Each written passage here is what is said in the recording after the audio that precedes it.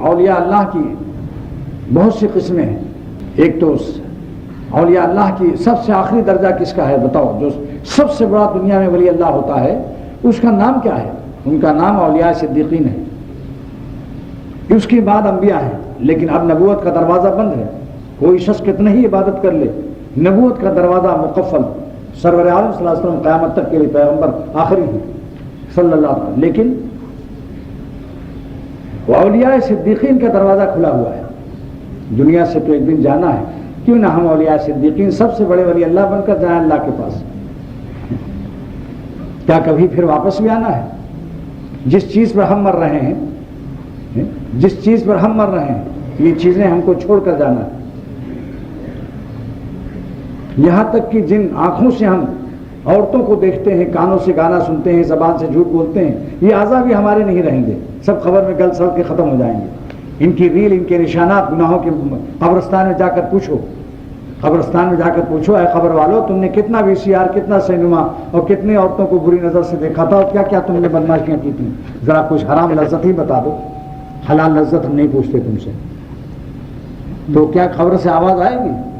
ان اعضاء کا پتہ بھی نہیں. شاعر کہتا ہے کئی بار ہم نے یہ دیکھا کہ جن کا مشین بدن تھا معطر کفن تھا، جو قبر کہن ان کی اکھڑی تو دیکھا، جو قبر کہن ان کی اکھڑی تو دیکھا، نہ عضو بدن تھا نہ تارے کفن تھا.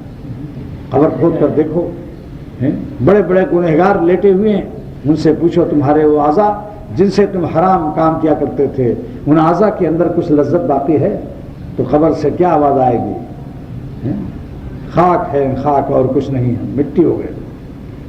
لعنت رہ گئی اور اعضاء ختم ہو گئے. گناہوں کی لعنت رہ جاتی ہے لیکن اعضاء گناہ کرنے والے ختم ہو جاتے ہیں. نیکواں رفتن و سنت ہا بیمان، نیک بندے دنیا سے چلے گئے، ان کے نیک نامیوں کے چرچے رہتے ہیں، تذکرے رہتے ہیں، دوسروں کو ان سے ہدایت ہوتی ہے. وزلیمہ ظلم و لعنت ہا بیمان، اور کمینے لوگ چلے جاتے ہیں لیکن ان کی لعنتیں، ان کے کمینے بند اور ان کی ظلم اور لعنتیں ان کے چرچے ہوتے رہتے ہیں. اس لیے عقل اللہ نے دی ہے. گدھے، سور اور کتے انسان کے مقابلے میں نہیں ہیں. اگر وہ کچھ بھی کرتے رہیں، کتے اگر کچھ بھی کرتے رہیں، گدھے کچھ کی ضرورت تو کوئی حساب ہی نہیں. البتہ ظلم کا حساب ہوگا. اگر کسی بکری نے کسی بکری کو سینگ مارا ہے تو قیامت کے دن ان کو بدلہ دلا دیا جائے گا. اللہ ان کو پیدا کرے گا، زندہ کرے گا اور کہے گا سینگ مار لو. کتنی سینگ اس نے ماری اتنی سینگ تم مار لو. اس کے بعد اللہ حکم فرمائیں گے کونو ترابا، تم مٹی ہو جاؤ.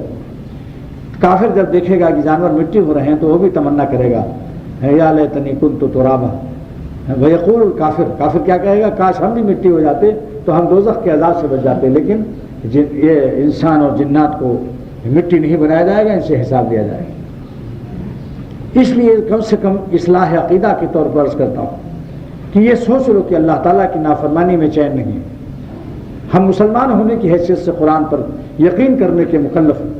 اللہ تعالیٰ فرماتے ہیں کہ اگر تم گناہوں کو چھوڑ کر مجھ کو راضی کر لو تو میں تمہاری زندگی کو نہایت ہی خوش، نہایت ہی راحت بخش، نہایت ہی بالطف بنا دیں گے.